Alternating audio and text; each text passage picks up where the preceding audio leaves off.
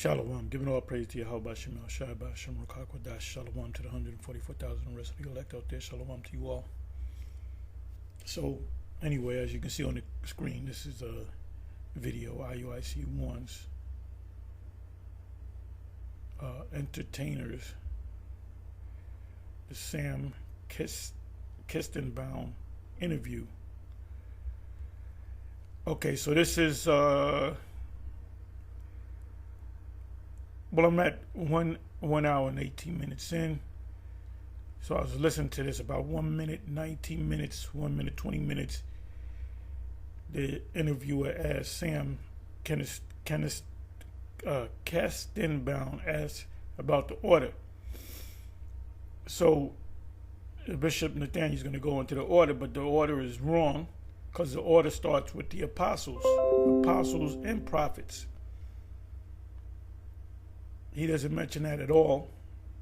This is why he calls himself the highest ranking individual in the IUIC as a bishop. A bishop is only a person that's in the church. That's why it said a bishop shouldn't be drunkard, should have one wife, and so forth, because you're dealing with the church. Like, perfect example would be Yahweh. Yahweh was a prophet, high priest, whatever, but he would be the head bishop because he was always in the church. He was there every day. So that's the Apostle Peter was not a bishop. The 12 were not, minus Judas Iscariot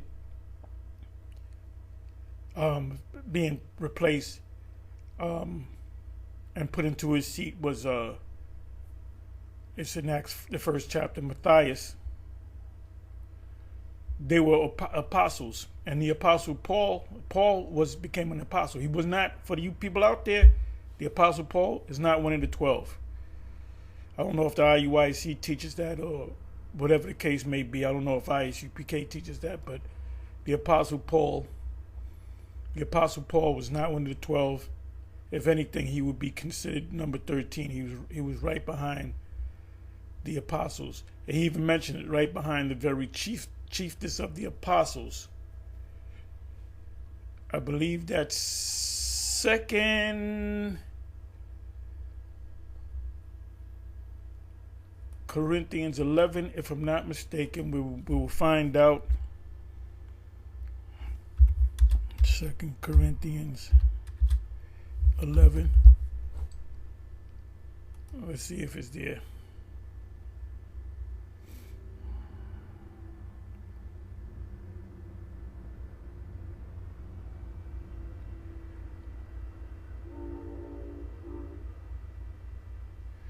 Okay, give me a second here. Let me do this.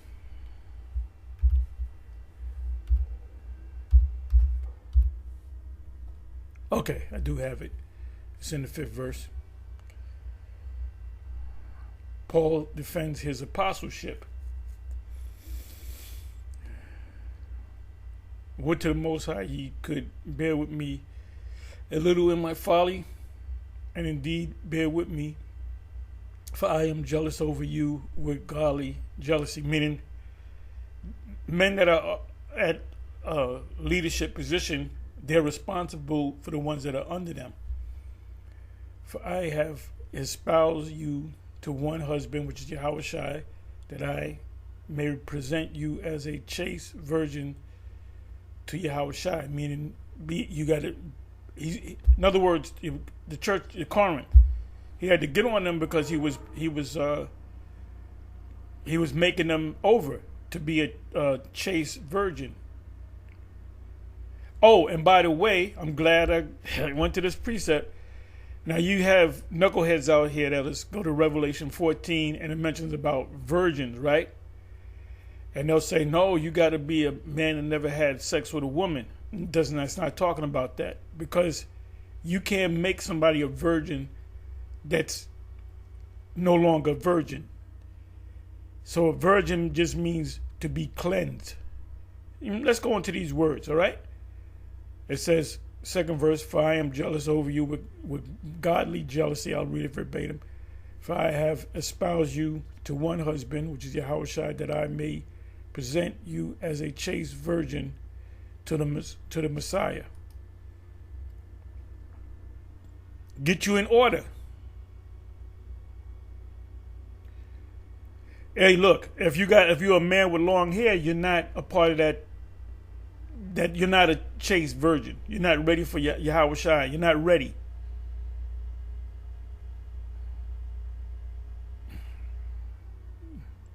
A woman teaching, women having authority, you're not ready. You're not a chaste virgin.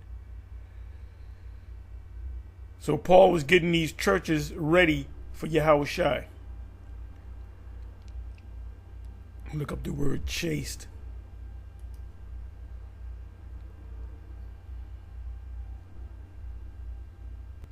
Hagnos.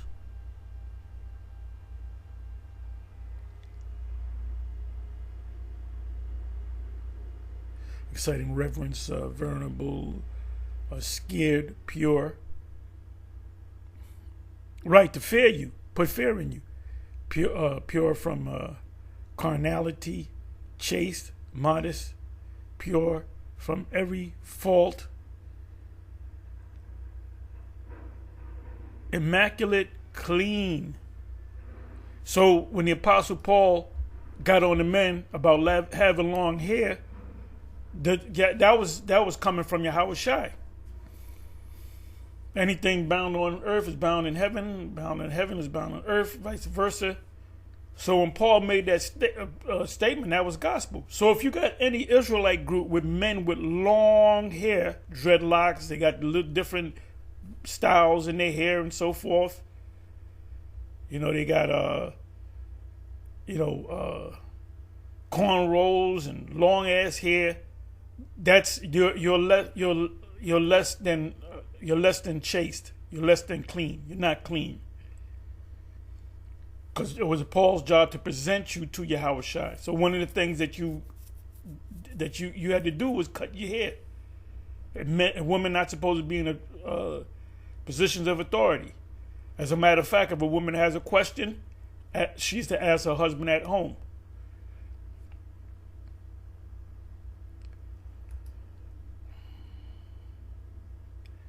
So now let's deal with the word virgin.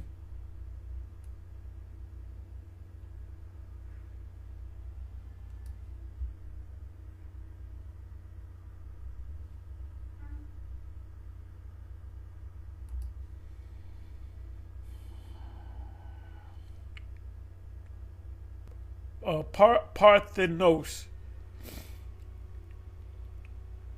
a virgin, a marriageable maiden, a woman who has never had sex intercourse with a man, one's marriageable daughter, a man who has abstained from all uncleanness and whoredom.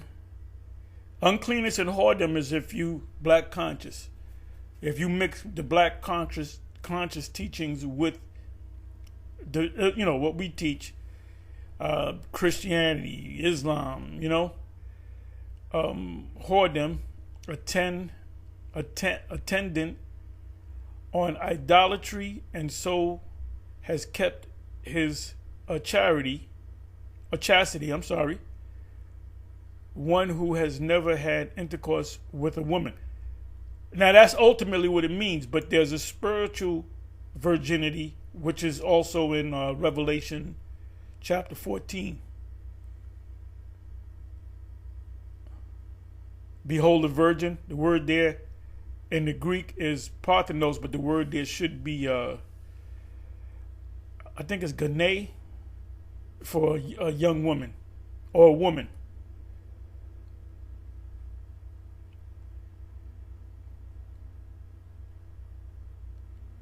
Okay, wait a minute. The 10 virgins, 5 were wise and 5 were foolish. That means none of us are virgins. None of us are 10 wise virgins and 10 foolish virgins because you had to be virgins. No, virgin just means to be pure. You're purifying yourself. When they went to Moses summons them to meet the Lord at the mount in the wilderness, what did the Most High, what did the Lord tell Moses to tell the men not to go out there, not to come at their wife for 3 days? Why was he doing that? To super purify them. Because guess what? When you have sex, you're unclean until the evening. So you got groups saying, "Oh, you can have sex on the Sabbath." So that means the night of the Passover, you ate the lamb, you go home and have sex with your wife. No, because it says keep the Passover holy. How do you keep it holy? By you being holy, by you being clean.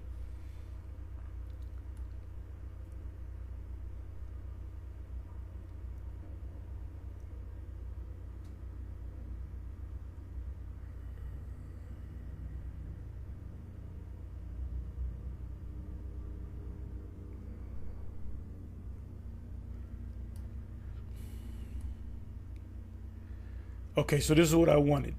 Revelation 14:4.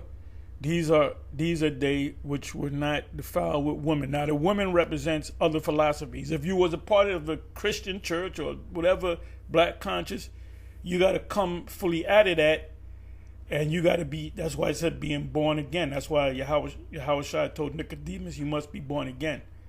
Whatever you learn, you got to unlearn, and you got to start all over as a newborn babe. Peter spoke about that. I believe that's second. It's the 1 Peter 2.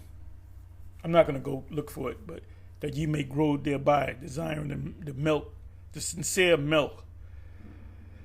For they are virgins, meaning this in this case is talking about we are all virgins. Even though you have women, you got children, with women and so forth. When you come to this truth, you were probably a Baptist. You completely denounce the whole Baptist, religion, and you fully, immerse yourself into this truth. That's why it says the truth. So John 8:34, the truth shall set. John 8:32, the truth shall set you free. My word is truth. Sanctify them by my truth. The truth that my word is truth. These are they which follow the Lamb, whithersoever he goeth. Now, if we're following the Lamb, and we're spiritually connected to the Lamb, shouldn't we know the Lamb's name? We know everything. We know all the breakdowns, the scriptures. But we don't know the name of Yahushua, the Lord, Yahushua. Whithersoever he goeth, these were redeemed from among men. We're redeemed from among men. We're plucked out of the fire, so to speak, being the first fruit unto the Most High and to the Lamb. So the first fruit represent what? The elect, because not all Israel is going to make it. The ones that don't make it, they're going to come back to us. They're not going to burn in hell. So, even though the IUIC, it looks the part. They all got the same garments.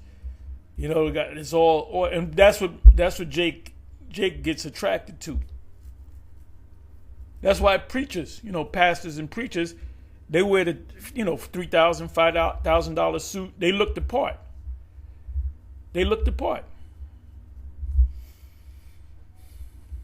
So now let's come on back over here. I'm sorry. So for any Israelite that says, no, you got to actually be a virgin. The Lord ain't dealing, the Most High's not dealing with that clown. Believe me. Believe you me. Okay, so now it says, "Woe to the Father, am I bear my folly, for I have godly jealousy to espouse, that I may present you as a chaste virgin to your house." So, 1 Corinthians, the 5th chapter, goes into a guy having sex with his father's wife, which was probably his stepmother. Men having long hair, they had to cut their hair, and that applied to all the churches. Deacon Akar said, "Oh, that only applies to the men that was in the church of Corinth, but it doesn't apply to men in Ephesus or Galatia. Because if that was the case, all they had to do is say, well, I'm moving to Ephesus. Now I can have long hair. So that's very important, with this long hair nonsense. And the Apostle Paul said it's a shame. He wasn't speaking out of his mind. Yahweh Shai was speaking through him. That's why he said, if you have an unbelieving wife, we're dealing with the men. And then the woman is secondary. If your woman is not in the truth and she pleads to dwell with you, then stay with her. You can't tell nobody, oh, she got to believe too. And she might, want to stay with you, so she'll fake it. She'll do the prayer. She'll say she's an Israelite. She'll say, yes, my Lord. But she's really faking it, so she's being you made her a hypocrite, man. You know how many families were broken up from IUIC telling men to, if your wife don't get it, give them 6 months. And if they don't get it, just cut them off. That you're causing them to commit adultery. Yahweh Shai said this. You can't cut them off except for fornication, which is adultery. If she commits the act of adultery, you cut her off. Other than that, you gotta deal with her. Well, it says, what the Most High brought together, let not man, separate. Or put asunder. There's even a song on that. So for you to say, well, look, if you got a wife and y'all are Baptists and you came into the truth and she's still a Baptist because she's a preacher kid and she still want to go to the church, but she respects you and she does the right things by you, you got to give her an ultimatum. That's clearly going off. When you watch that video, the one I did that, based upon the interview with Sam Kastenbaum, what did Bishop Nathaniel say? It said that they were going out to different places and they wanted to go out to the Dominican Republic to teach the word, right? So when the men that went out, he didn't go out there. The men that went down there, they were popping hoes down there because hoes was super cheap down there. And what happened? That whole gathering broke up. And why did it break up? Because it wasn't of the Most High. It wasn't of the Most High, man. And there was a point in time. Watch the interview. There was a point in time where he had nobody. It was just Bishop Nate. That's around the time when he called me. Then he ran into Kanai, which is Bishop Kanai. Then he said, we got to start this thing. So how long was that between the time where everybody left, you were on your own when your car broke down, and when you ran into Bishop Kanai? How long was that a month? Did that happen within a month? Within a year? Because what was you doing? You got to still go out, even if there's one left. Elijah. Elijah thought he was going to die, that Jezebel was going to put him to death. And he thought he was the only one. So the spirit of Yahweh had to come and say, look, there's 7,000 that would not bow to the knee of the Baal. So you don't stop if it's only one. Hey, among the apostles, John was the only one left. He couldn't stop. He said, well, they kill us all. We're really not men of the Lord. Nope. So what happened to your House of David and your 12 tribes, productions, and this, that, and the third? What happened to that? That went to naught. What does Acts 5:38 say? It says, if this be of the Most High, you cannot overthrow it. But if it be of the Most High, you cannot overthrow it. Least happily you be found to fight against the Most High. So that big organization that you guys had went to nothing. And what was Yahweh Sop doing? Bishop Yahweh Sop. He came up to our school. Him and Asaph, Deacon Asaph. to the Passover. Yum Yum and them, they came to our Passover because everything was breaking up. And then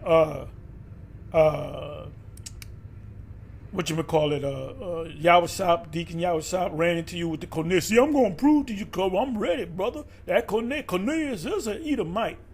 And then Bishop Nathaniel put him in his place saying, nope, Cornelius is an Israelite. So wait a minute. Shouldn't you be looking for us? Or let's get back together. You wasn't doing that, man. So just as your 12 tribe production and your House of David, all that shit went to nothing, we kept teaching. We kept teaching. We didn't say, oh, let's take 2 years, 3 years off. All right? It said, for I am jealous over you with godly jealousy, mostly J, for I have espoused you to one husband, that I may present you as a chaste, clean, holy virgin to Yahweh Shai. Yahweh Shai is not accepting men with long hair. Unless you are keeping the separation, which is the law of the Nazarene, which means separation. You don't touch not, you let your hair grow long. Don't eat wine. Don't drink wine, Don't eat raisins, grapes. But I fear lest by any means, as the serpent beguiled Eve through his subtlety, so your mind should be corrupted from the simplicity. This is a simple thing. This is a thing minus the gimmicks that is in Yahweh Shai. For if he that cometh preaches another, the word there is Yahweh Shai, which is gospel. I come in the book, behold, it is spoken to me. You can't add or take away. So the IUIC, not just them, but the rest of them groups, hey, you got to accept the great doctrine and teach it. You got to say, well, GMS was right on that because we did the research. We got emotional. We did the research. We went into the Hebrew. See, when you come into this, you got to leave them emotions at home. That's why the Most High didn't have women in high position, because women do things based upon emotion.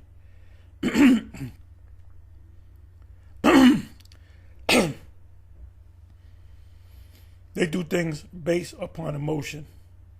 That's why these women, they're free. I'm talking about the Jake women. They're free, so they're doing whatever the fuck they want to do. They're doing whatever the hell they want to do. And you know what? Jake men just don't want to deal with them. They said, I don't want to deal with no women that's completely out of order. I don't care. And what Jake women do, they'll get the BBL. Somebody said that means the bitches be lying. I forget who said that. They get the BBL. Then they'll get the breast augmentation. Then they'll get the blonde hair. Then they'll get the hips, the fake ass hips. Whatever they do, they get their bodies looking real sexy, but no man wants y'all, cause it's an attitude. They don't like your attitude. Like this guy said, there was a movie with Ice Cube, and what's this dude, man? He played. He was in that. Somebody knows. He was in the era of the black exploitation films, and there was a black exploitation movie. He was a Shaft type character. The name of the movie, something Casey. His name was something Casey. The name of the movie was Sweet Jesus. And he was like a Shaft character. Well, anyway, I believe Ben Casey. I believe his name is Ben Casey. Somebody help me out. Well, they did a movie with him, and he played the lawyer for Ice Cube, right? And Ice Cube had that street attitude. And the guy said, you're going to lose this case. He said, well, I'm going to lose this case. I didn't do it. He said, because of this, that, and your funky attitude. Well, guess what? The so-called black men don't want to deal with you black women because of your funky attitude. So now you see that you're going home by yourself. You shake, you got the neck moving and the fingers up, and you picking grapes. And you go home alone with your cat, crying and shit. The tears of a clown when no one's around. But y'all a bunch of clowns. You know, clowns, they get the bigger butts, the big noses, the crazy looking hair. You got all the crazy colors. Jake women with the crazy colors in their hair, green, cosmic green, the rainbow color. Nobody wants to deal with a crazy. You're a clown. What is a clown? A person that makes himself up, overly makes himself up to make people laugh. So people are laughing at you. So nobody wants your black ass. Nobody wants your black ass. It's because of your fucking attitude. I'm sorry, I went off into I went off. Tangent, whatever you call it. For if he that cometh preaches another Yahushai, whom ye have not preached, or if he receiveth another spirit, the churches are a joke. The churches are a joke. A complete joke. The Lord ain't with these churches. And then it's coming out where most of you top mega preachers are a bunch of, you go both ways. You power bottoms and this guy, T.D. Jakes, you notice he ain't on YouTube like he used to be after them allegations came out. And you notice everybody was bringing out information about him. You notice all them videos are taken down because he has power. You can see, you can look and you can see if a guy's a mo. That's in the movie Boomerang. What's her name? The chick, the singer. Grace Jones, I think her name was. This guy said, bear with me for a minute. This guy, the character that Eddie Murphy played, he said, I'm a Mo. But he is a Mo in real life. He's a Mo in real life. And he said, you're not a bundle of sticks. She said, I know a bundle of sticks when I see one. That guy right there is a bundle of sticks. That guy right there is a bundle of sticks. Well, guess what? When you see T.D. Jakes, he's a big bundle of sticks. He's a bundle of logs. That's why people are leaving. The only ones that's going to stay with him is mostly women. Your black woman, you want to put Biden back in. Black men want to vote for Trump. Let me read on. Please forgive me. Which ye have not accepted, ye might well bear with him. You Jakes in the church. It's hard to get Jake out of the church. Oh, Islam? It's hard as hell to get a Jake out of Islam, man. Islam done mess Jake's head up. Black consciousness done mess Jake's head up. So you got to leave him alone.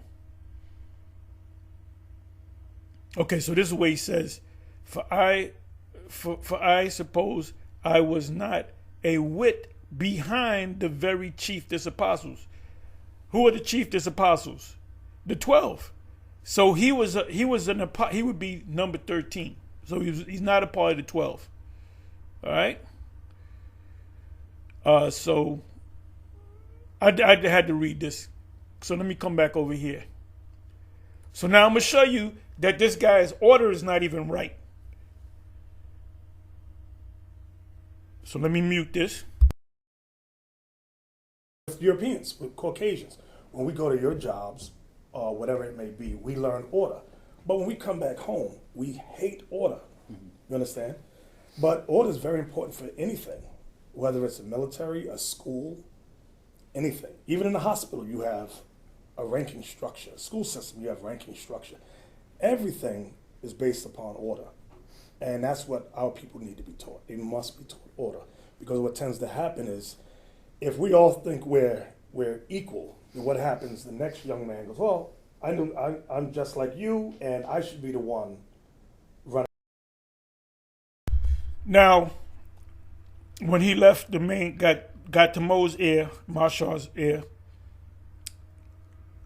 he was going against the order because there was a 7. So he was going against the order by getting to King Marshar's ear to come against Arya and Yaikwab.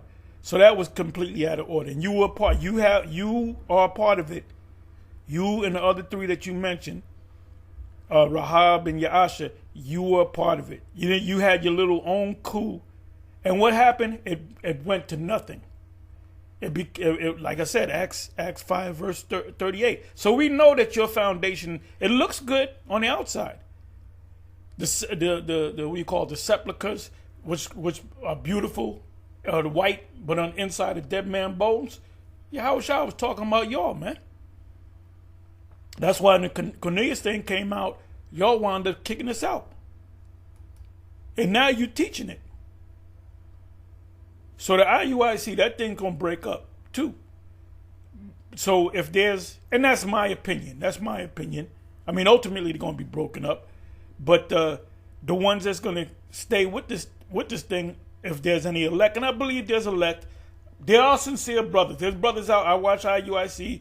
There's brothers that speak from the heart. So they're sincere brothers, and if they're the elect, they're gonna come out of this. If he's one of the elect, he's gonna have to humble down again.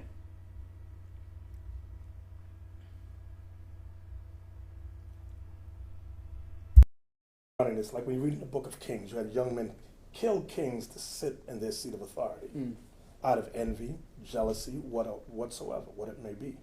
So it's very important for us to learn to work as a body. You have to respect one another's position. You have to learn to respect the times. You did not respect the position of Ariyah, Shah, Shia. You did not respect their positions by causing that major split. You were the guy, you were the man. I'm pointing to you because Yahasha is no longer around. He's still alive, but he's not, I can't say, well, here's videos of Yahasha, or here's video. Rahab, I don't know where he is at. I don't know where he is. I mean, Rahab, you should have stayed away from him because he committed adultery with Barak's wife, and everybody knew that was Barak's wife. And he's going to say, I didn't know that was his wife. They were leaving the camp, they would walk home hand in hand. So you knew you committed adultery. And then you had the 7, they didn't do nothing. They should have had a counsel. And Barak, your spineless ass should have went to fucking counsel and said, yo, this guy lay with my woman's wife. And if anything, you should have got gully on that motherfucker. Because if he would have did it to my woman, I would have got gully. That's all I'm gonna say. So you have no back spine. You guys are the HODC, you have no back spine.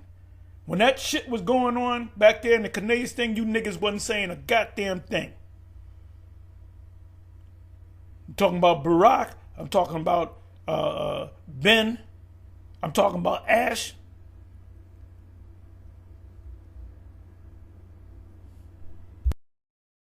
Someone has their experience and their knowledge. It's something that has to be taught.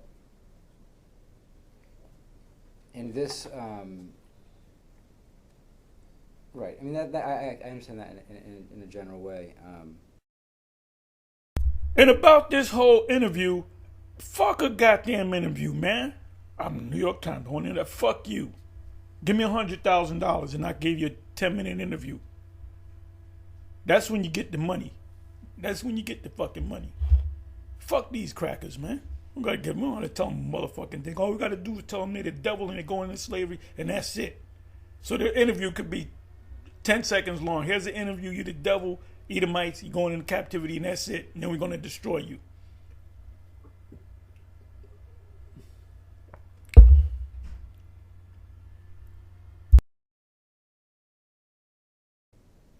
So within this organization, how does that work? I know that, what title do you use, and what title do you have kind of below you immediately, like certain elders who have different authorities?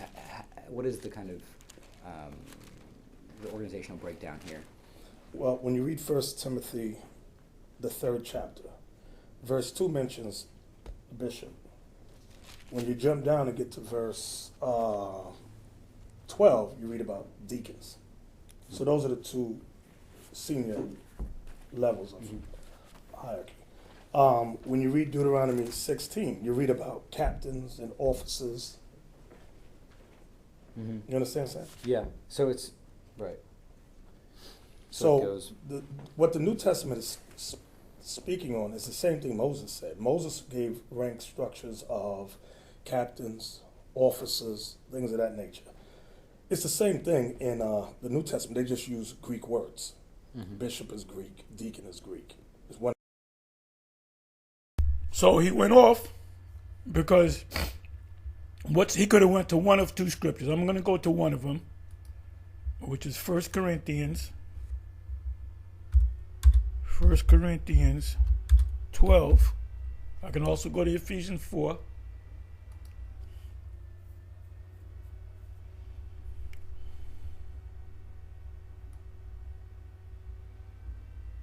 Let me come down to... Okay, so this is the order right here. 12 and 28. You can start from the first verse. And the Most High have set some in the churches. The Most High have set some in the churches. First, apostles. Did he say apostle? No. Do they have any apostles in the IUIC? No. So is the Most High with them? No. First, apostles. Secondarily, prophets. Thirdly, teachers. After that, miracles. Then gifts of healings, helps, governments. Now the bishops come in within like the government realm. The highest ranking is number 1 is apostles, number 2 is prophets, number 3 is teachers, and then you got miracles, gifts of healings, helps, governments. Now Peter and them, they didn't deal with the government. When you go to Acts chapter 6, they set up 7 men. One of the principal men among the 7 was Stephen or Stephen. And these guys were heathens coming into the faith. They wasn't necessarily. Well, no, I'm sorry. They were Israelites, but they were not born in Israel. Like the church of Alexandria, those are Israelites born in Egypt that knew that they were Israelites, and they would go back and forth to Jerusalem, every year. So the 7 would be governments, adversity of tongues.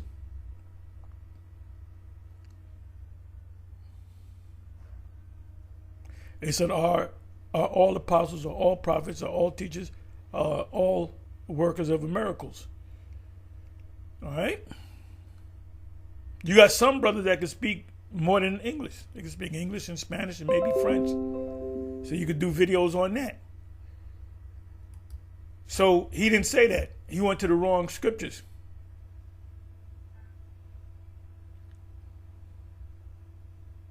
Just come on back. One is a head priest, one is an assistant to the head priest. So, but it's the same thing that Moses had established back in the time of Deuteronomy. Peter and them were not priests. They were not priests.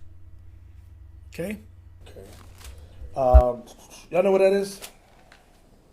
Judges 16:18. Judges and officers shalt thou make thee in all thy gates, which the Lord thy God giveth thee, throughout thy tribes, and they shall judge the people with just judgment. So what Peter and them set up in Paul was not contradicting Moses, it was flowing in harmony. Mm-hmm. So that's the same level that we're doing today. It's the same thing. Okay.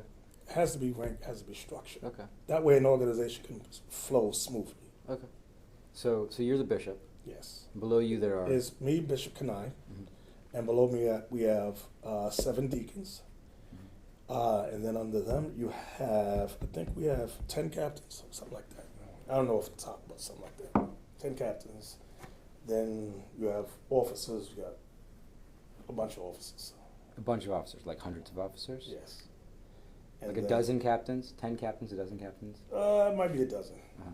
And then... This all off the top. Yeah, and then like hundreds of officers.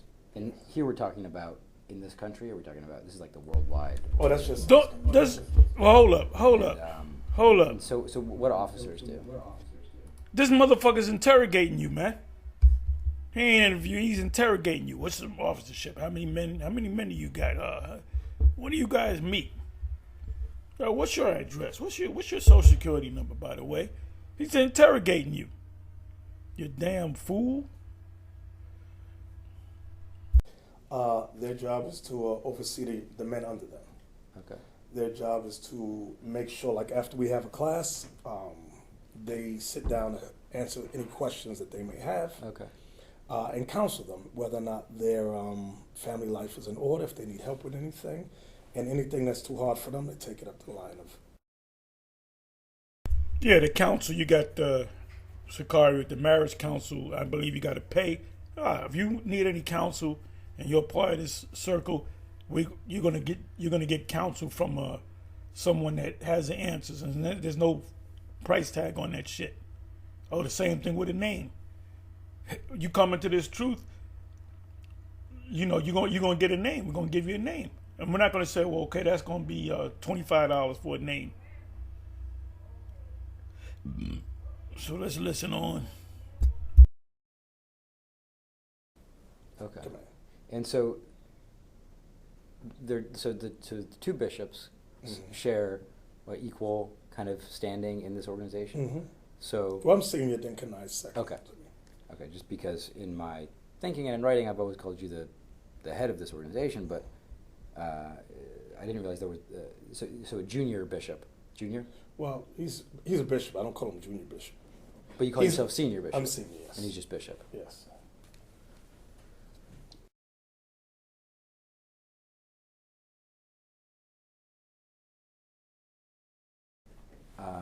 And is he here too in No.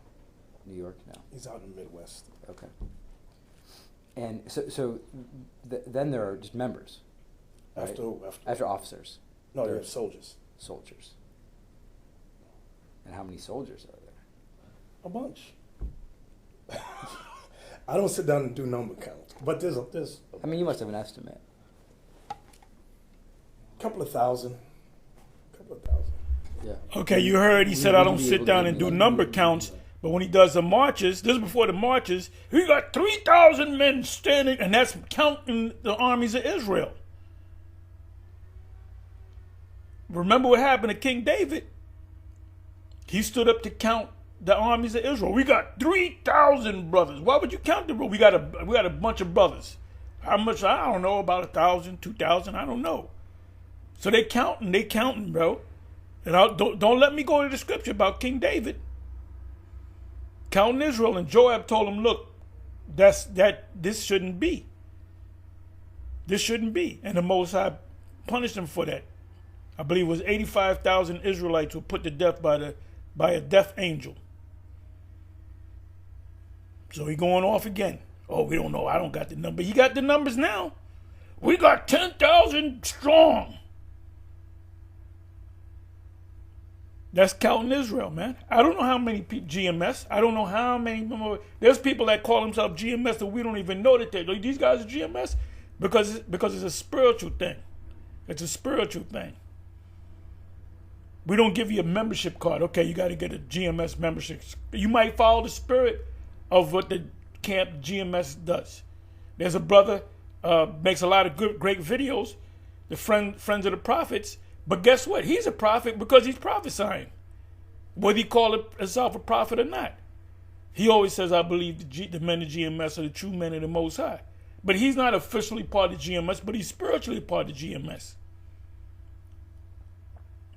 So let's go.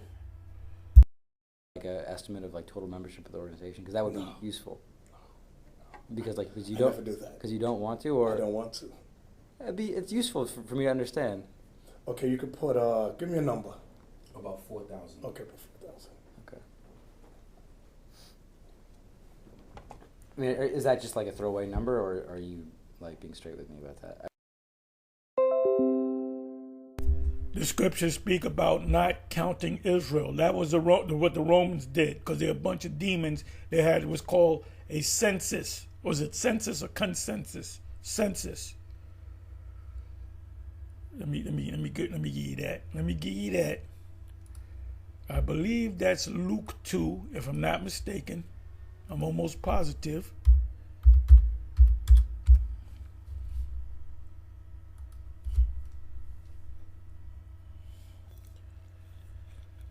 Okay, I got it.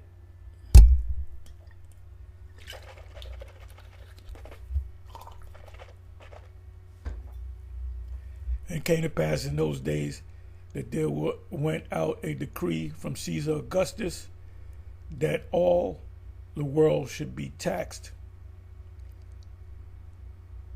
And this taxing was first made with Cyrenius, when Cyrenius was governor of Syria.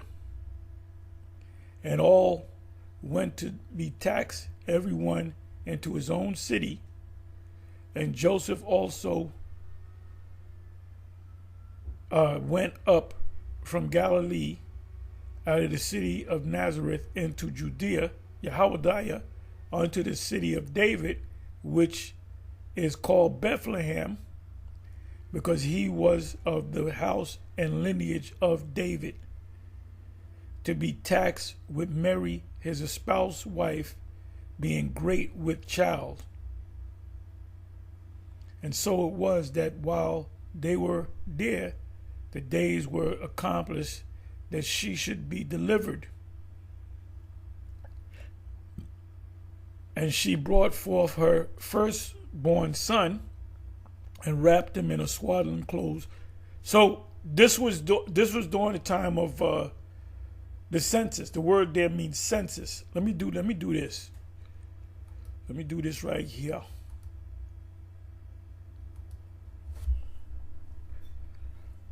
Let's see what it says.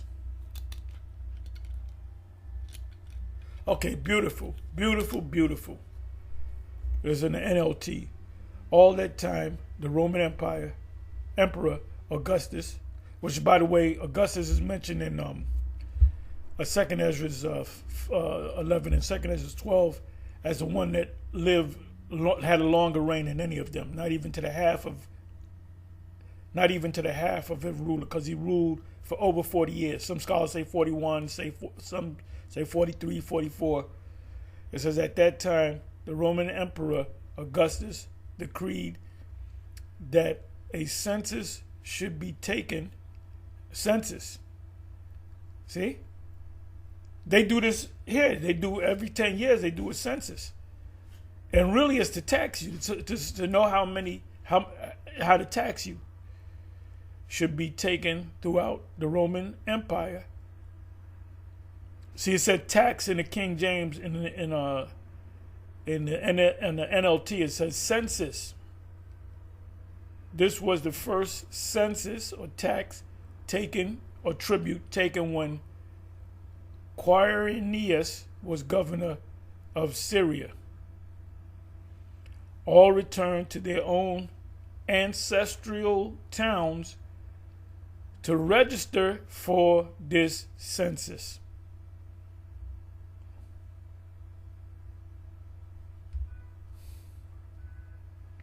But the actual word for census, Esau said, well, this is a census. We're not taxing you. No, census is to get your information so they can tax you. So they can tax you accordingly. Remember, this was the birth of the Roman Empire. You had Julius Caesar come in, and then you had Augustus. Come in when Yahushua was born, and then you had Tiberius when Yahushua was, grew up as a man. The contemporary to Yahushua, the emperor, was Tiberius, and I believe Yahushua lived on Augustus and Tiberius lifetimes. All right? There's lessons within lessons. Let's listen to some more. I'm not I don't have an agenda here. Just it's like a that's a round number. That's good. Use that number, Sam. That's good. You think that's like a low ball, or is that like a? That's a low ball, but you think, okay. It's good. And those would be 4,000 soldier. That would be like 4,000 kind of official members. Yes. Okay, so now let's go to the scriptures.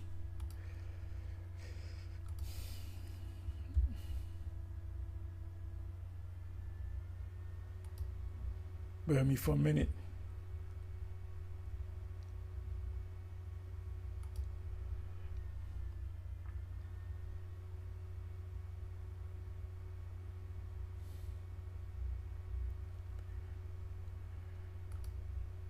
King David counted Israel. It's in two places. According to MIT, Satan rose up against Israel and incited David to take a census of Israel. So David said to Joab and the commanders of the troops, "Go and count the Israelites from Beersheba to Dan. Then report back to me so that I may know how many there are." Now, to be technical, you can count the soldiers in Israel, the ones that's in the army, but you can't do a census on Israelites as a whole. So I just wanted to say that, because you can, if you got men, you got an X amount of men, you got to know to count. In war, you have to know. If you're fighting an army that has 10,000 men, you don't bring 1,000 men. Well, they got 10,000 men, we got to bring 100,000 men, or whatever the case may be. But the census is really talking about counting Israel, the men, their wives, their children, how old the children are. Okay, so now let's come on back. And how does one become a soldier? What is the process? The process is through study, consistency, diligence. Is it a genuine love for the truth, a love for their people. And is there like a period of time in which you like?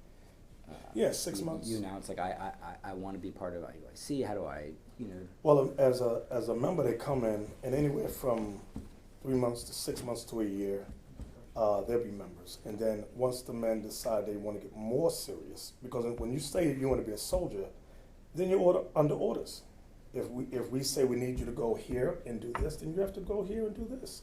If you're not willing to do that, then remain a member. You can still come and learn, But when you want to take on responsibility, then you say, I want to become a soldier.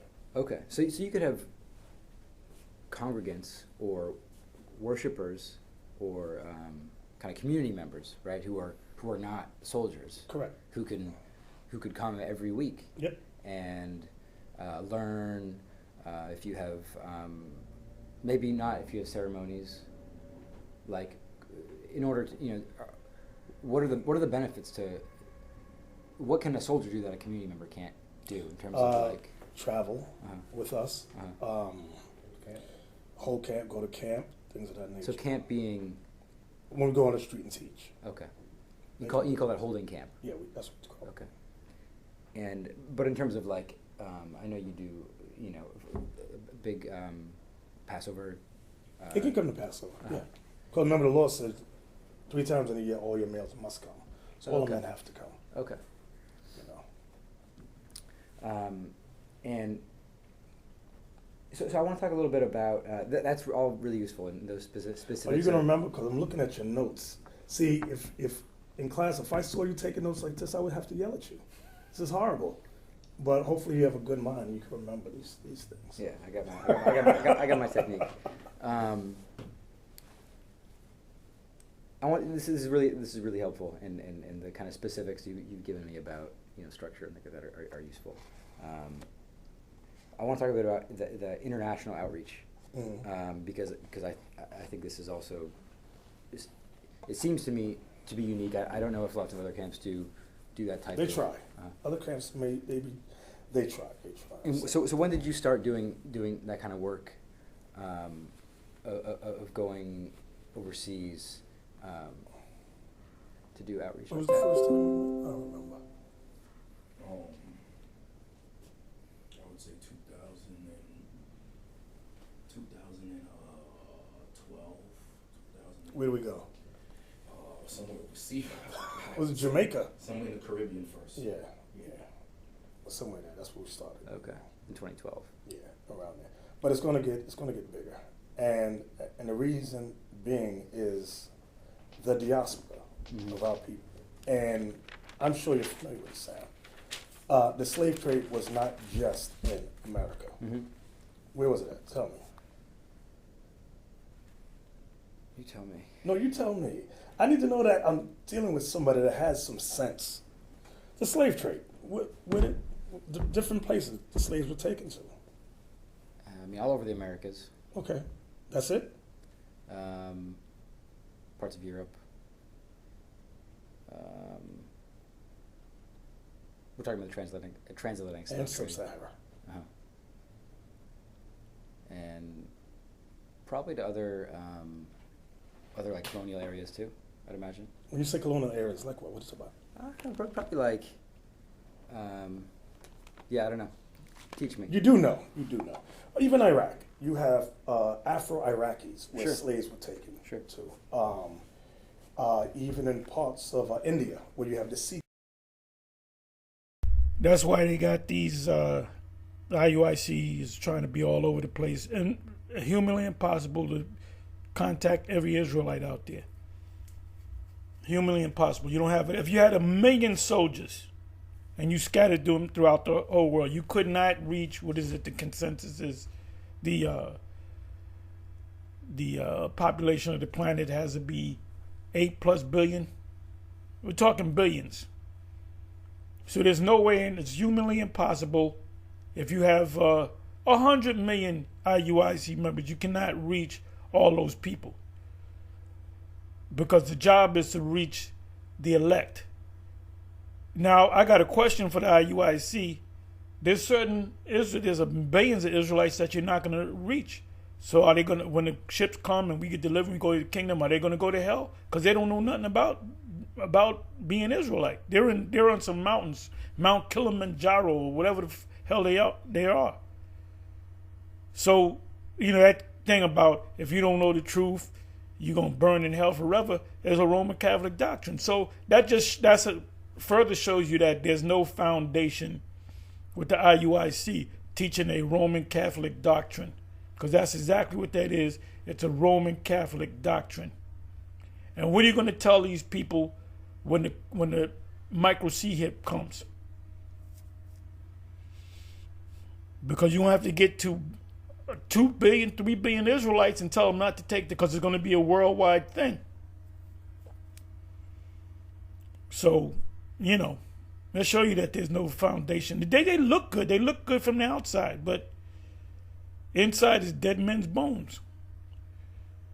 So let's listen a little bit more. And we're learning here. There's lessons within lessons. Right. There. When you read Isaiah 11, I'll show you for example. Isaiah 11:11. It says, "And it shall come to pass in that day that the Lord shall set his hand again a second time to recover the remnant of his people, which shall be left from Assyria, and from Egypt, and from Pathros, and from Cush," that's Ethiopia, "and from Elam," that's Persia or Iran, "and from Shinar, Iraq, and from Hamath, and from the islands of the sea." And it says, "And he shall set up an ensign for the nation, and shall assemble the outcasts of Israel, and gather together the dispersed of Judah from the four corners of the earth." We were scattered everywhere. Okay, for example, So who is he going to gather among Israel? The elect, 144,000 out of each of the 12 tribes, the current tribes. Dan is not a part of it. 12,000 out of each of the tribes. Judah, 12,000. Benjamin, 12,000. Levi, 12,000. And then there's a multitude. It's not talking about the rest of Israel. It's talking about the Israelites that are part of the elect that are outside of the 144,000. So when this guy said we got to go reach every Israelite out there, what is Matthew 10, I believe it's 25, says, you shall not go through all the cities until I come. So it's humanly impossible. So those people that you don't reach, you let them fail? I mean, you failed them? No, because the only ones that's going to be tapped to this thing are the elect. The ones that don't hear it, they're gonna come back. If they die, they're gonna come back through us any damn way. Like I said, there's no such thing as no spiritual hell that you burn in forever. And if there was, Israel's not gonna burn. Not one Israelite is gonna burn in hell forever. So this right here is a false doctrine right here.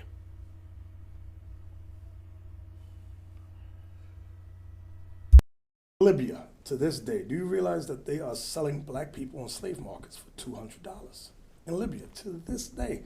There's an article written, remember the name of the author of the article? Now, since you sitting on millions of dollars, you should buy them. How many of them can you go over there? You can go on the plane and buy them. Just say, I'm buying. I'll give you 300 for them, and bring them over here to America. Have them sleep in your school. So they really don't understand the gospel. Who does the heavy, as Apostle Kabar always says, the internet does our heavy lifting.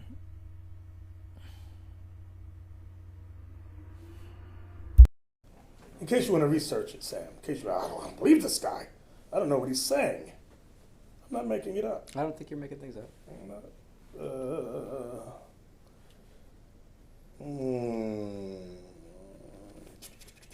oh, here it goes. No, that ain't it.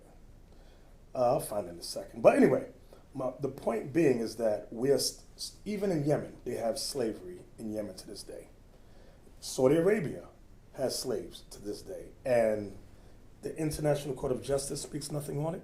It's all hush. The World Court, which is pretty much the same thing. Nobody speaks on it. The churches won't even speak on it. Okay? We're going to speak on it. Because why? Our people must be gathered. All right? Yes. It was written by Brendan Cole. He said, because our people must be gathered. They're not going to hit every Israelite scattered through every place on the planet Earth. And there's no scripture where it says it says that our people shall be gathered. Isaiah 11:11. That's talking about the elect, which is a small number compared to all of Israel. Brendan Cole, thank you. Look at that. Mm-hmm. This was published back in April by Brendan Cole. Yes. Spell his last name. Cole. C-O-L. Bishop, and there's a more previous one that just came out. It's on Euro News. It says sold in Libyan car parks for Right. $200. So these are the things that the black church has failed. Islam is a waste of time because they won't even speak on it. But the Israelites, we're going to speak on it. And none of us are free so long as one of us is in chains. The freedom that we think we have here is not real freedom. You saw the movie 12 Years a Slave, right? How easy is it for us to travel somewhere and disappear and end up back on the slave market? It could easily happen. But nobody thinks about this. Nobody cares. But the servants of God care. And that's where we come in. What countries do you go to? Ghana, that's in Africa, as you know. Liberia. We're setting something up in Sierra Leone, Kenya. We just came from Amsterdam. You know, in Amsterdam, you know what's funny? Let me show you this. And also the Caribbean, right? Yes. Which countries in the Caribbean? Jamaica, St. Martin. Places where the tornadoes, the hurricanes hit, those places. What you're going to find out is once the truth goes out, judgment comes in these places. So Jamaica, St. Martin, where else? Puerto Rico, Mexico, Trinidad, a bunch of places. And, okay, Ghana, Liberia, Sierra Leone. I want to try something. You mentioned mostly African nations, right? Let me do this. All right, let me do this. You mentioned Mexico.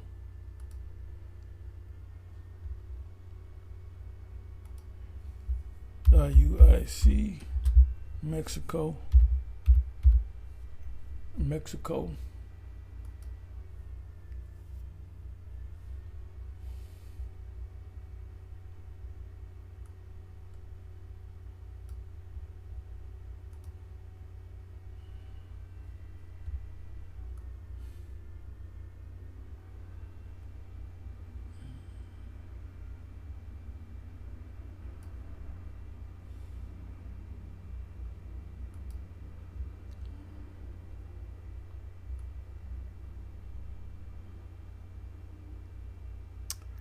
Okay.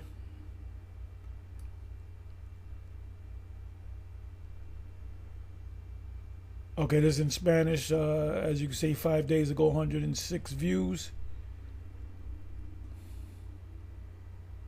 2 weeks ago, 48 views.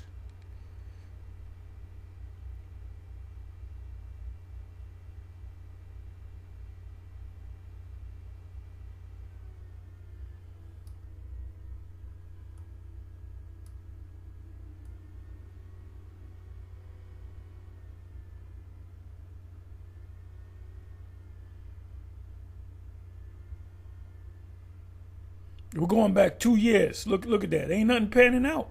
Ain't nothing panning out. Because the Most High only wants you to it's set up for the elect only. Let me see. Let me put Ghana. If I'm spelling it right, Ghana.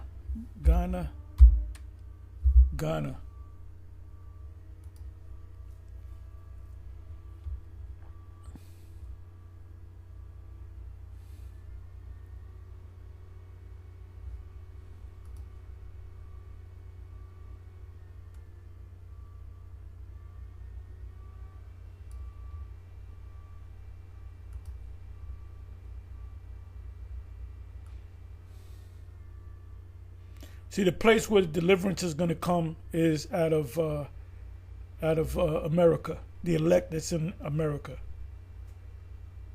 When the deliverance comes, there's going to be the majority of our people around the world that are Israelites that don't know that they're Israelites. We're going to teach them that they're Israelites, not send them to no goddamn hell. Okay, so this is the Ghana, G-I-U-I-C, Ghana.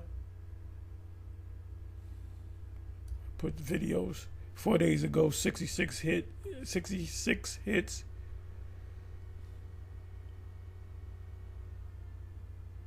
Two months ago, 99 hits. Ain't nothing panning out. Even with Bishop Nate, it ain't even paid with his crew. It ain't even panning out.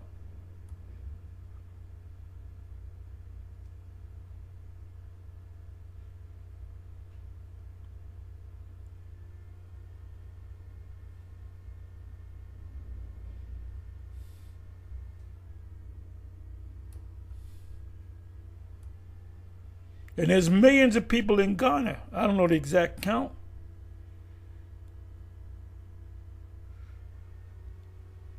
We going a year back.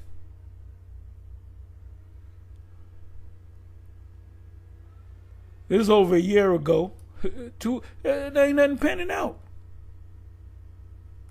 They're trying to teach everybody in the nation, and the Most High only wants the ones who to be tapped. But when the destruction comes, when Armageddon comes, when Babylon goes down, the majority of Israelites are not going to know who they are. They're not going to know that they're the Israelites. We're going to have to go around, separate the nations, the Edomites over here, Moabites over here, Ammonites over there, Ishmaelites over here, Canaanites over here, the various Hamite groups, the Japhet. We're gonna have to teach the nations who they are. You're the Moabites, you're the Ammonites, you're the Dissaites. And then you're gonna have groups of Israelites, then you're gonna separate them, tribe from tribe. So that's gonna come in the kingdom, when the kingdom is being established. We're not here to save the whole nation. This is what you don't understand.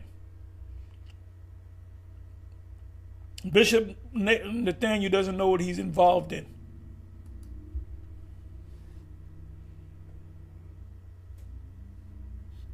Let's listen to a little bit more. So you have sent or will be sending? Will be. Will be, okay. Kenya, Amsterdam, Jamaica, St. Martin, Puerto Rico, Mexico, Trinidad. Other places? I want to show you this. That's Captain O'Shea right there. Mm-hmm. You notice at the top of the building? Oh, yeah. What do you see?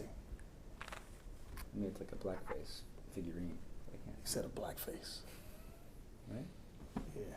Let me see if I got a close up. Yeah, it's like a racist figurine. No, it's not racist. That was one of the Moors okay. that ruled Europe. Oh, okay. That's more history that's not being okay. taught to the public. Okay. You understand, Sam? I don't think you understand, but you're going to one day. The blacks that went into slavery did not just come from Africa. During the time of the Dark Ages, it wasn't called Dark Ages because the people were ignorant. It's because, like you see here, black people were ruling. That's why at the top of a lot of the buildings, Denmark, places like that, you see black images everywhere. And people go, why are these black people here? I don't understand the history behind it. Because we were the rulers of Europe. Okay, then when the Renaissance came, they began to systematically conquer us. A group of us fled into Africa. Those of us that got captured began the slave trade. By the way, that's during the fulfillment of Revelation chapter 20, which is one of my favorite chapters, Revelation chapter 20. You go into Revelation chapter 20 from the first verse on down, you're going to have to mention Queen Isabella, King Ferdinand, Castile, Aragon, Christopher Columbus, Torquemada, the Moors. What's that? The last stronghold of the Moors was Granada. The last king was, I forget his name, Ba'udal, whatever his name. Somebody help me out. Do the research and help me out. He was a Jake. The Moors were Israelites. There were certain Moors that embraced the Israelites that embraced the religion of Islam, and certain of them knew that they were Israelites, but they were all called Moors. Moors is just a Spanish word meaning dark-skinned or black person. Puerto Ricans call black people morenos, which is Moors. That's all it means. There was no nation that the Most High created called Moors. So individuals like Lord Abba, he don't know what's going on. You know? They say that they're not. You don't want to be the Moabites. You do not want to be a Moabite, because if you're a Moabite and the Moors are Moabites, you guys are going into captivity. Let's listen to a little bit more. The transatlantic slave trade. So they didn't just get us from Africa. They kicked us out of Spain, Rome, Portugal. There was a film starring Lawrence Fishburne called Othello. You ever see it? He was one of the last Moors of Spain. Which Moor just means blacks. How was he a ruler in Spain? Nobody discusses that. And this is the racism of American society. Because it's, your history starts with slavery. No, it did not. Why? What is the great fear? That our people will rise up and take over everything. We don't want that. Teach them these niggas is nothing but slaves. That's what happens. About how many trips a year do you do? Oh, you're back on that again? Yeah. One a year, something like that. That's not true. 1 or 2 a year, something like that. Something like that, Sam. Only 1 or 2 a year? Myself. But I see on like Facebook, on social Oh, you media. be on our Facebook page? Yeah. Wow. We go to several places. And how many times a year, though? Never put a number on it, Sam. I never really did. I didn't. Dang, this guy be watching. On the one hand, you tell me to do my research, right? Yeah, that's true. Right? So what have you seen so far? Lots of things. Like what? Tell me. That way I'll fill in the gap. Well, I've seen this kind of outreach to overseas countries where you're doing some similar kind of holding camp. So let me ask you this, Sam. Because with some people, that's encouraging to our people, but other people, they fear and despise that.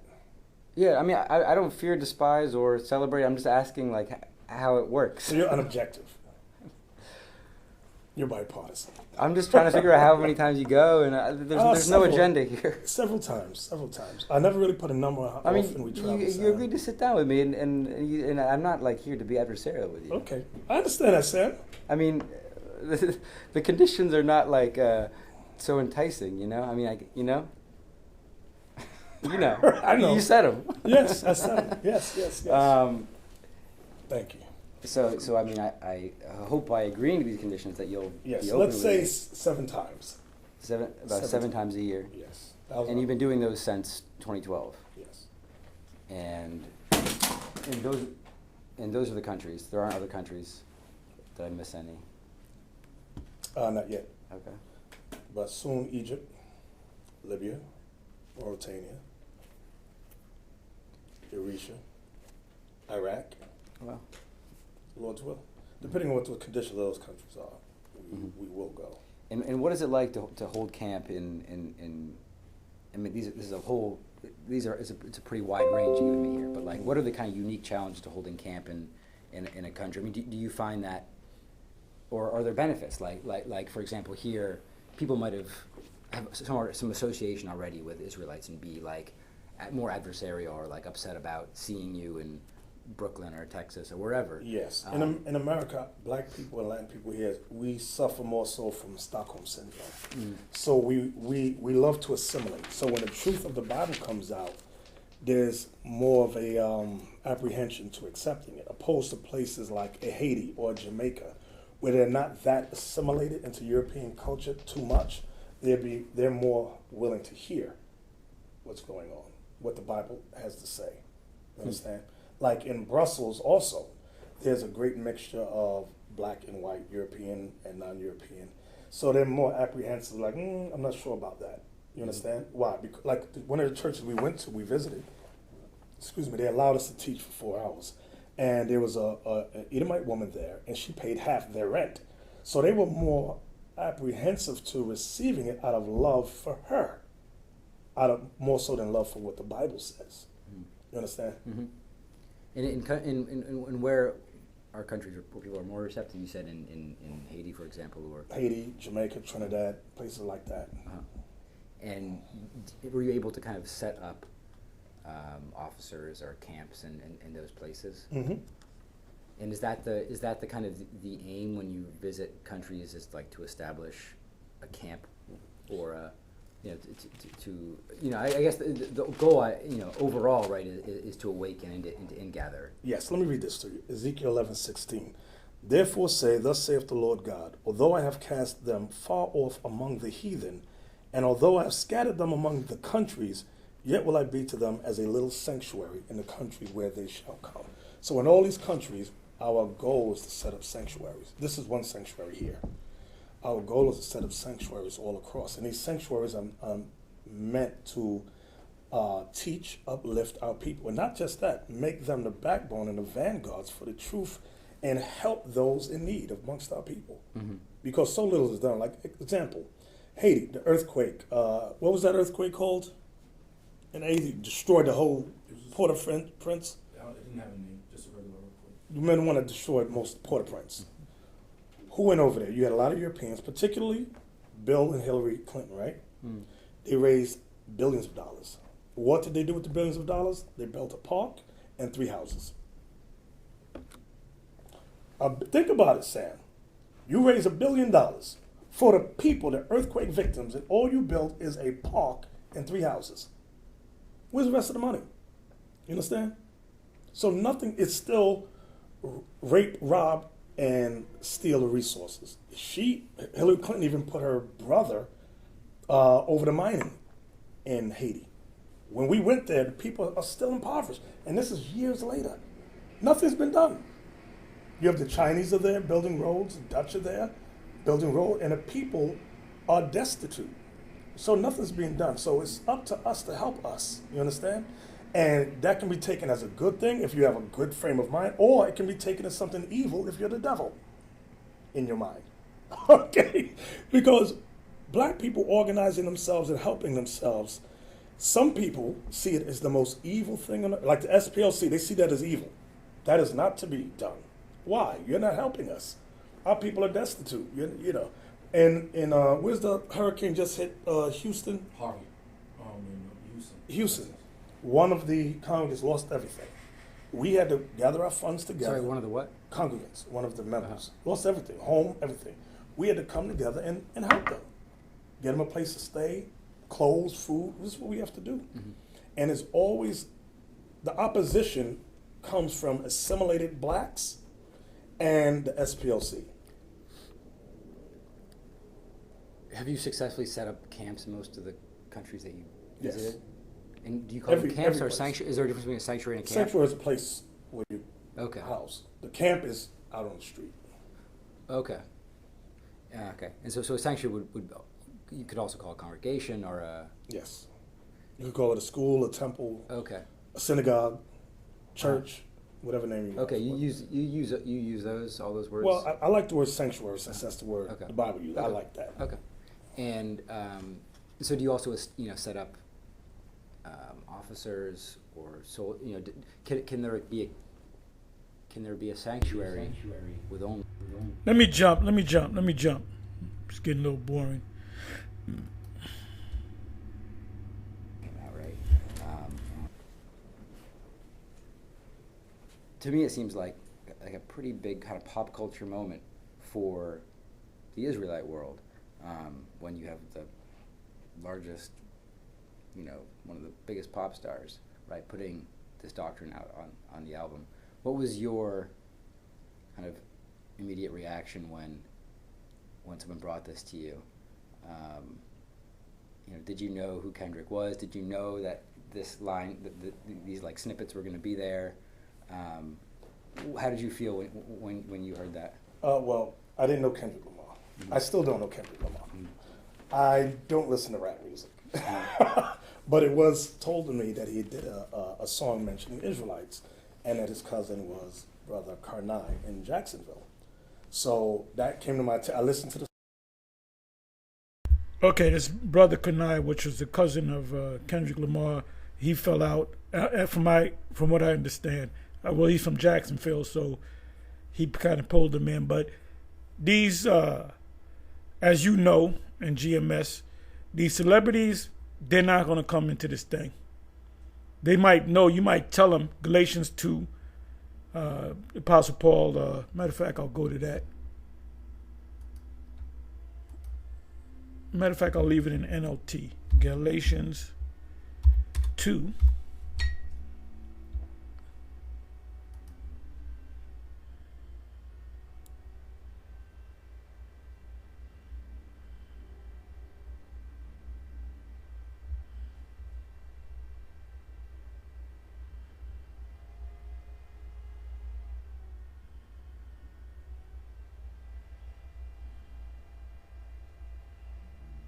Okay, I think it's the second verse.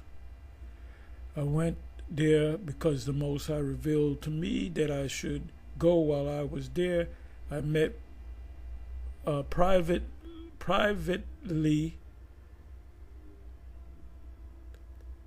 with those considered to be leaders of the church. Let me do that in the King James. It's a little bit different in the King James.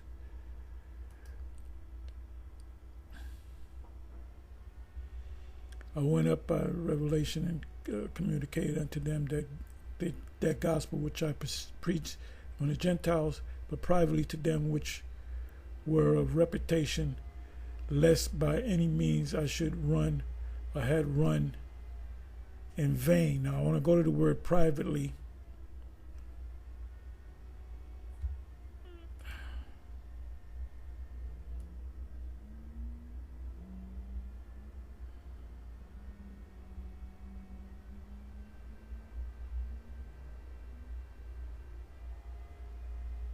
Privately,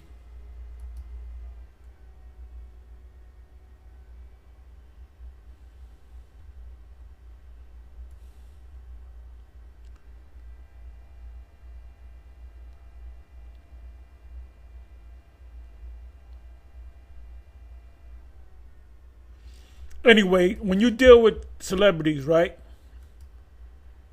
you can't, we had this one celebrity that came out. If I mention his name, you would know exactly what famous. He's up there. Everybody knows him. And he came up and he said, "You guys are Israelites." "Yep." "You guys are GMS, right?" "Yeah." He said a few more words. He said, "Pray for me. Send up a prayer for me." He came out 2 times actually.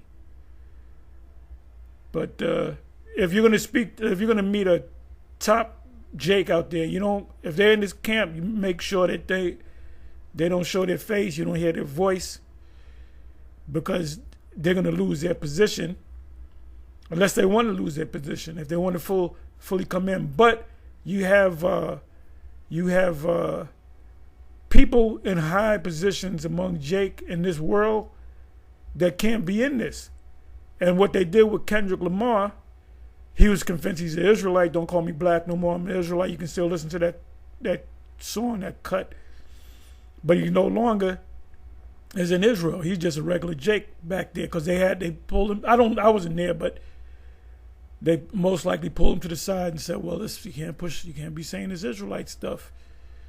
If you want to make it, because who controls this industry? We all know who controls this industry." So that's all I wanted to say.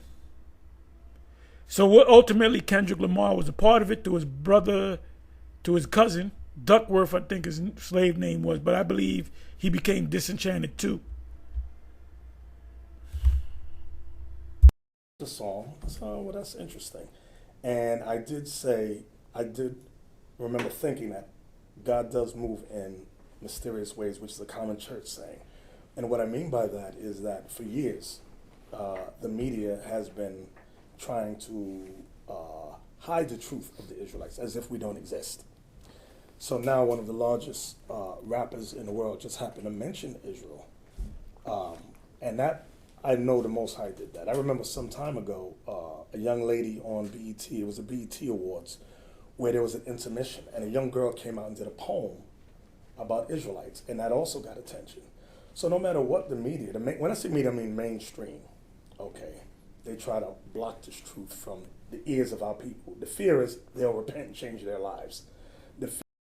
And people that hear Israel, hopefully they'll come to IUIC as the vanguards of this truth, because we are the vanguards of this truth, and teach them God's commandments to change their lives. It does not benefit. So you say you're the vanguards. When you look up the word vanguards, that means, you can look it up yourself, that means if you become an Israelite, the number one group to get with is IUIC, not our GMS, not this group, not that group. We're the go-to group, which is bullshit. Because if they're the go-to group and the Most High is dealing with them, they wouldn't be teaching that there's a hell, spiritual hell that you burn forever. They wouldn't buck up against the MOTB. He would be telling his men they got to cut. Although you see these men got short hair, the hair is short. That's the way, you got a long beard, and he got the short hair. That's the way you're supposed to be. So for you to say we the vanguard, meaning whatever we say, if it's coming from this individual right here, that's gospel. It's just like God speaking to you.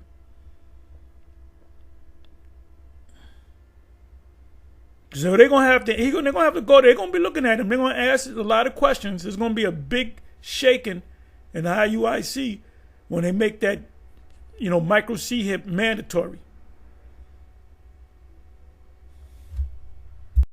You're Israel, but you are still an idolater. You're still an adulterer, a thief, a liar, filled with hate for your people. You're still going to get destroyed. Like the same Europeans you point the finger at. You're going to get the same judgment.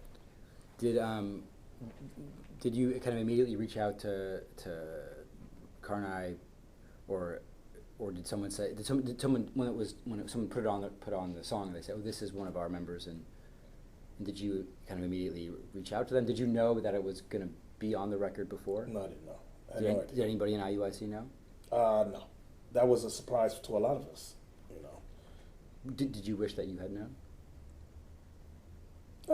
Not necessary. Not necessarily. Okay. Whether it does or not, that doesn't affect me. I just pray that the message, affects the people and they're repenting. Did you reach out to Karnai after you heard it? Yes, I did. Like immediately I'd afterwards? been to Jacksonville. I'd visited before. I bumped into, but I didn't know who his family was or anything like that. And is he a soldier, an officer, or a community member? What is his? He's a member. He's still a member. He's meaning not a. He's not a soldier. Not a soldier. Not yet. He's a community member. Yes. Meaning he can come, but doesn't go out on. He can't hold camp. Does he go to camp? Not yet, no sir. Okay. And so what he did with his cousin, these kind of teaching sessions, is this kind of permissible within? It's permissible. And, Definitely. And was his teaching of Kendrick kind of on that very kind of public teaching of Kendrick, was that also permissible, or was that it wasn't offensive to you in any way? Not at all. Any Oprah or an Idris Elba or somebody like that comes in, or even if you donate to us millions of dollars. Hey, Obama was a puppet president. When they asked him about slave reparations, you know what his answer was? I don't know. Give them jobs. They asked, a hate group. Well, what hate have we done? Who have we burned or lynched? He chose what's called a safe Israelite camp. A camp that teaches all nations.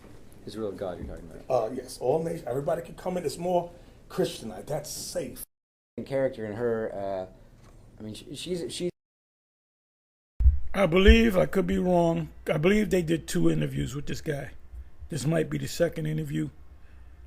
But they did mention GMS and the grape doctrine.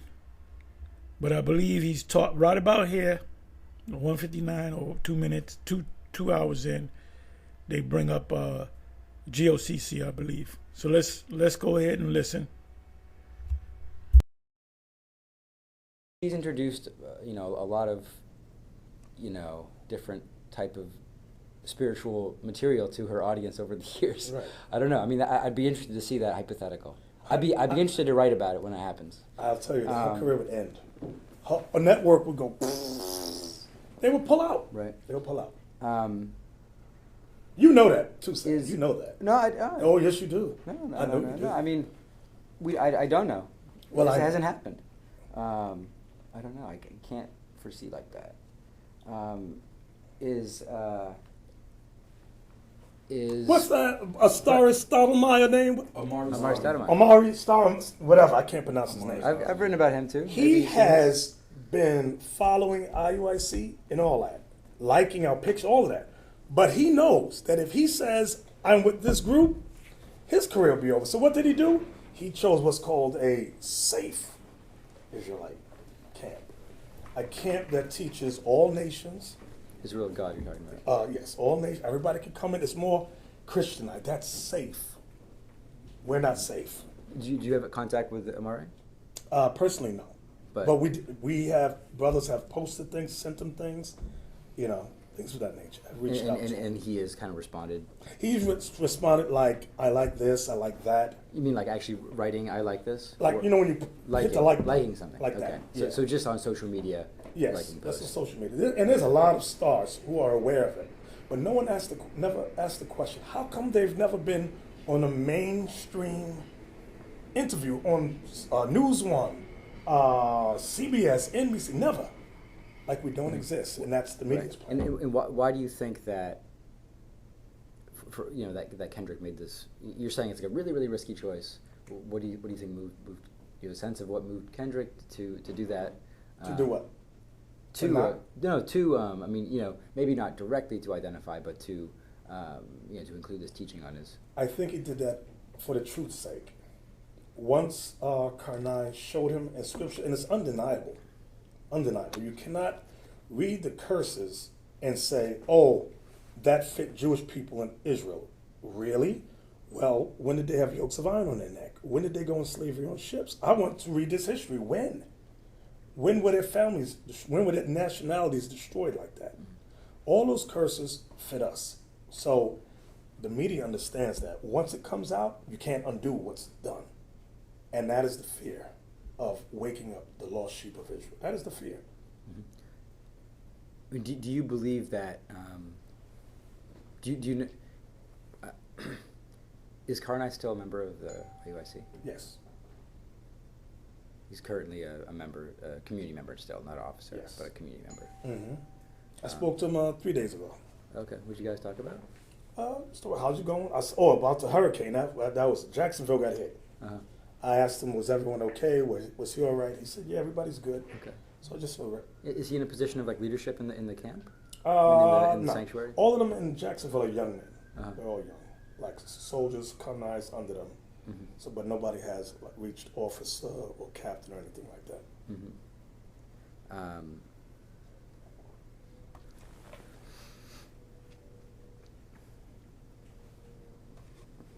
Jack, you got one sentence. Yep. You're not going to remember anything that was just said, unless you got that on I'm record. recording There. Okay. Don't worry. We're going to read his article. I want to see this, what Sam writes. You read my other ones? Oh, those were decent. Those were decent. Those were good. That's high praise. Yes. From you, that's really high praise. You know.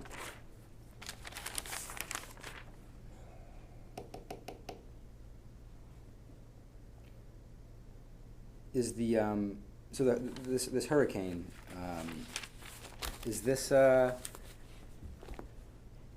Scripture. is this God's hand? Is this divine punishment? Well, I'll read this. Isaiah And 20. are all all kind of natural disasters? All right, I'm gonna close it, man. I was hoping, like you just heard, that they did more than one video, but this individual, Sam Kestenbaum, mentioned GMS and about the grape doctrine. So I was hoping I was going to catch it. If anybody can find the actual original, the video, because it's obvious they did more than one. He just said that. Yeah, this is my second and third time interviewing you. I think it was initially the first interview, which I can't find. I'll look for it. Somebody help me out. But he mentioned GMS and about the grape doctrine. I just wanted to hear what they said about that. So anyway, I'm going to say shalom.